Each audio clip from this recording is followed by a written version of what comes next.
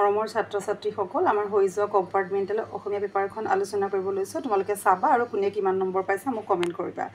প্ৰথমে আমাৰ 1 নম্বৰ কুৱেশ্যনটো দশম শ্ৰেণীৰ শ্ৰেণী শিক্ষক প্ৰকাশ গোস্বামী ছাৰ আৰু তোমালোকে খালি নাম লিখিবা কুৱেশ্যন নিলিখিবা সময়ও কম আছিলে যেহেতু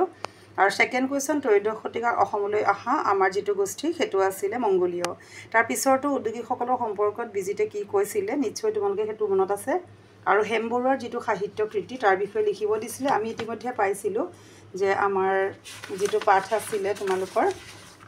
ভাৰতীয় সংস্কৃতি তেখেতৰ লিখক আছিলে হেমবৰুৱা গতিকে হেমবৰুৱাৰ চমু পৰিচয় নিশ্চয় জানা ইয়াৰ ইম্পৰ্টেন্ট দুটামান লাইন বা দুখন গ্ৰন্থ তেনেকে যদি লিখি দিছা বালিচন্দা মনময়ূৰী নিশ্চয় পাবা তাৰপিছত কিমান চনৰ পৰা কিমান চনলৈ বাংলা ভাষা শিকি অসমত চলিছিলে 1836 পৰা 1873 আৰু এজন উদ্যোগী হোৱা যিমান সহজ সফল হোৱা কিমান টান তোমালোকে নিশ্চয় জানা উদ্যোগী হ'বলৈ আমাক যিকিটা গুণ লাগিব সেইকিটা গুণ তোমালোকে আগতেও মই কৈছো বাৰে বাৰে যে তোমালোকে যদি সেইকিটা পাৰা তেতিয়া হলে তোমালোকে নিশ্চয় পাৰিবা এইকিটা আমাৰ যিকিটা গুণ আছিলে সেইকিটাই হৈছে আমাৰ উদ্যোগী হোৱাৰ দৰকাৰী গুণ একাগ্ৰতা নিয়মানুৱৰ্তিতা ধৈৰ্য এই গুটেকিটা তাৰ পিছত আছিলে আমাৰ অজন্তাৰ গুহাৰ তাতে সমূহীয়া জীৱনৰ সন্যাস জীৱনৰ কথা লিখিবা আৰু তাৰ পিছত কোহলিয়ে প্ৰথমতে ইমেইল চেৰণলৈ পঠাইছিলে অৰুণিমা আছিলে ভলিবলত পাৰ্গত আৰু তাৰ পিছৰটো আছিলে অৰুণিমা সিনহা যেতিয়া ডকাইতে ট্ৰেইনত যে চেইন খুজুতে নিদিছিলে তেতিয়া হোৱা কথা বতৰাখিনি আছিলে ইন্টাৰনেটৰ মিঠা তিতা সুবিধা তোমালোকে জানাই মোবাইলৰ লগত মিলাই লিখিলেই হ'ল আৰু ললে বেছি কি হয় আৰু নললে কি হয় তাৰ পিছতে ক্ৰিকেট যুৱৰাজ সিঙে যেতিয়া কেঞ্চাৰ ৰোগত আক্ৰান্ত হৈছিল তেতিয়া অৰুণিমা সিনহাই তেওঁ কেনেকৈ আকৌ মনোবল গোটাই ভাল হৈ পেলাই ক্ৰিকেটলৈ গুচি গ'ল সেই কথাটো মানে অনুপ্ৰাণিত কৰিছিলে সেইখিনি কথা বিদ্যালয়ৰ অষ্টম আৰু নৱম শ্ৰেণীৰ শিক্ষাৰ্থীসকলে ক'ত গৈছিলে কাজিৰঙা অভয়াৰণ্য ইয়ানৰ ৰাজধানী তেহৰানৰ যেটো প্ৰাকৃতিক অৱস্থা কি বস্তু আছে কিমান ধুনীয়া সেইখিনি কথাহে আমি বৰ্ণনা কৰিলে হ'ল অকমান নম্বৰটো চাই পেলাই পাহি আৰু বিদিশাই বিলাওক এই কথাখিনি সুৰভতে কৈছিলে আৰু কোন আছিলে ছাৰ ৰঞ্জিত হাজৰিকা ছাৰ গতিকে কি প্ৰসংগত কৈছিলে সেই কথাটো লিখিবা ইৰানীসকল নৱবৰ্ষৰ উৎসৱৰ বিষয়ে কি পালন কৰে কি বস্তু খায় বৰগীতৰ ৰচক আছিলে শংকৰদেৱ আসমান আকাশ বৰগীতৰ 4টা লক্ষণ বনাইবা জিকিৰৰ তোমালোকে যদি কোনবাই জিকিৰৰো লিখিছা যে জিকিৰসমূহ কিন্তু ভক্তিমূলক জিকিৰসমূহটো কিন্তু ঈশ্বৰৰ মানে গুণবিলাক বৰ্ণনা কৰে জিকিৰখিনি আমাৰ টুকাৰী গীতৰ দেহবিচা গীতৰ লগত সম্পৰ্ক আছে এনেকুৱা ধৰণৰ লিখি দিলেই হ'ল আৰু আজিকালি ব্যাখ্যা নাহে পানীমৰে পিয়াহত অগ্নিমৰে জাৰত হেতু একেই জিকিৰ আৰু জাৰি তাৰ কথাখিনি ভাৱখিনি লিখি দিলেই হ'ল ৰঘুনাথ চৌধুৰী বিয়োগী কবি অসমীয়াসকলে কিহৰে তৈয়াৰী মোহৰ শিঙৰে তৈয়াৰী পেপা মানুহজনে নিজৰ পদুলি মুখত নঙলা কি ক'ত বিচাৰিছিল নঙলা মুখত নিজৰ পদুলি আব্দুল মালিকৰ দুখন কবিতা পুথি তুমি বিনা এনেকুৱা আৰু স্বৰ্গদেৱে কিহেৰে দেউল সজিছিলে হাঁহ কণী আৰু চাউলেৰে তাৰ পিছতে প্ৰশস্তি কবিতাৰ মূল ভাৱটো সুন্দৰক যি বিচাৰি পাইছে সুন্দৰক আৰাধনা কৰিছিলে হেতু নহবা হেৰা অচিনাকি মানুহজন তোমাক কি লাগে সেই গোটেই দৃষ্টান্তৰৰ দুটা ছবি আমি বৰ্ণনা কৰি দিব পাৰো সমাসটো ৰাম লক্ষ্মণ ইতৰতে দ্বন্দ্ব সমাস সাত বিহু দ্বিগু সমাস চক্ৰপাণী বহুব্ৰীহি সমাস সন্ধি বিদ্যাযুগ আলয় নীলযুগ আচল পৰিযুগ ইচ্ছা সৰল বাক্য তেতিয়াটো কাটি দিলেই হ'ল ব্যায়াম কৰিবা স্বাস্থ্য ভালে থাকিব বৰষুণটো মধন্য খ থকাৰ কাৰণে মধন্য ন হৈছে কৃপণটো প্ৰবৰ্গ থকাৰ কাৰণে কষ্টটো স্বাভাৱিকতে হয় তাৰ সতি চিহ্নটো ৰিনাই ক'লে কমা দিবা মই আজি স্কুললৈ নাযাওঁ উদ্ধাৰ চিন দি দিবা তাৰপিছত বাক্য ৰচনা তোমালোকে দেখিছা আচলৰ ধন আছিলে তেতিয়া আচলৰ ধন হ'লে তোমালোকে আচলৰ ধনতটো গম পাইছা অতি মৰমৰ কাণ সমনীয়া একে সমনীয়া তিলকে তাল কৰা সৰু কথাটো ডাঙৰ কৰা তাৰপিছত তোমালোকৰ বিপৰীত অৰ্থ আশা নিৰাশা পোহৰ আন্ধাৰ উদয় অস্ত্ৰ এটা শব্দত বিহুৰ আগদিনা উৰুকা আনৰ ভাল দেখিব নোৱাৰা চকু চৰহা জাক কৰিব নোৱাৰি অধৈৰ্য পত্ৰই আছিলে নিয়াৰ পত্ৰই মগনিয়াৰ এটা অনিপত্ৰই তাৰপিছতে সমাৰ্থক শৰীৰ দেহ চাকৰ লগোৱা জোন চন্দ্ৰ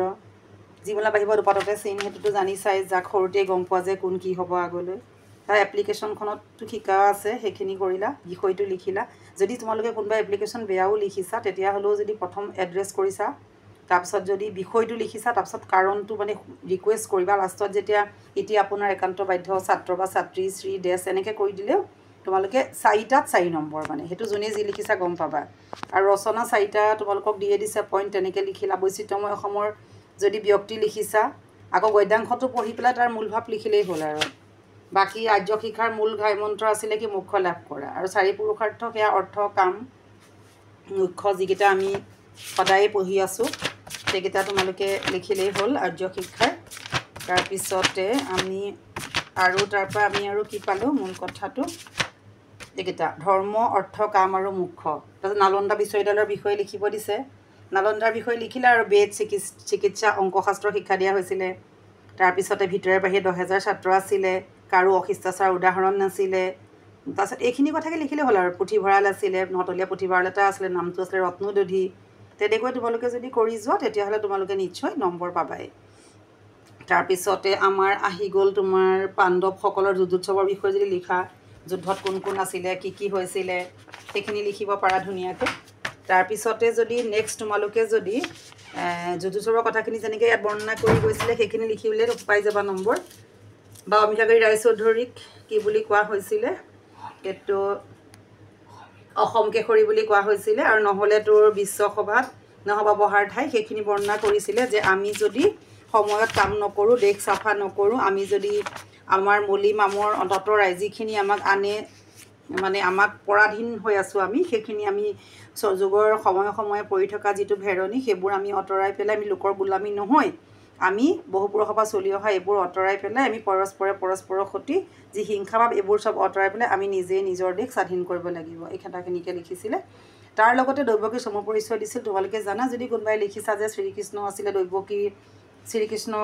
আচল প্ৰকৃত মাক আছিল দৈৱকী এই কথাখিনি যদি লিখিব পাৰিছা তাতো পাবা দুই এটা হিংসা দেশৰ ভেদাভেদৰ ঘৃণাঘিনি স্বাৰ্থ ভেমৰ কত যে কি মলি মামৰ সেইখিনিও একেই অম্বিকাগিৰি ৰায়চৌধুৰীয়ে কৈছিলে তাৰপিছত তাত নাইবা দিছিলে দেশান্ত তথাপি তোমাক দেখন্তে দৰত সেইটো আমাক কানাই চাতুৰীৰ পৰা দিছিলে গতিকে কানাই চাতুৰীৰ পৰা তোমালোকে যদি সেইখিনি লিখিছা যে মাকক যথেষ্ট মানে ভয় কৰিছে যদিও তেওঁ কৃষ্ণ কিন্তু তেওঁ সাধাৰণ শিশুৰ দৰে ইয়াত মানে দেখাইছে গতিকে সেই কথাখিনি গাখীৰ যেতিয়া নষ্ট কৰিছিলে মাকে যে মাৰিব খেদাইছিলে সেই কথাকণ লিখি দিলেই হ'ব তাৰপিছত তোমালোকৰ তেওঁ অহাকালি যোৰহাটলৈ যাব শুদ্ধ বাক্য অহাকালি যোৱাকালি বুলি কথা নাই তেওঁ কালিলৈ যোৰহাটলৈ যাব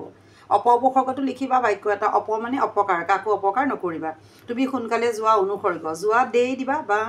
যোৱা চোন দিবা সমাৰ্থক শব্দ হাত মানে হস্ত গছ মানে বৃক্ষ দিবা বিপৰীত শব্দ পাপ পুণ্য বিফল সফল বিপৰীত লিংগ খুৰা হ'লে পুংলিংগ খুৰী স্ত্ৰীলিংগ আৰু ভাই হ'লে পুংলিংগ ভনী হ'লে স্ত্ৰীলিংগ বাকী তোমালোকৰ আছিলে আৰু ছন্দ ঝুমুৰি চৰণ দুলৰি গতিকে এইকেইটাই তোমালোকৰ আছিলে কিমান কোনে নম্বৰ পাবা জনাবা আৰু ভিডিঅ'টো শ্বেয়াৰ কৰিবা আৰু যিসকলে অনাগত দিনতো পঢ়ি থাকিবলগীয়া আছে ছাবস্ক্ৰাইব কৰি থবা বিভিন্ন ধৰণৰ ভিডিঅ' পাই থাকিবা বিভিন্ন স্কলাৰশ্বিপত যিখিনি ছাত্ৰ ছাত্ৰীয়ে পাছ কৰিবা তেওঁলোকে কি স্কলাৰশ্বিপ পাবা আৰু কি হ'ব কি নহ'ব সকলো দিয়া আছে কিবা থাকিলে কমেণ্ট কৰিবা ধন্যবাদ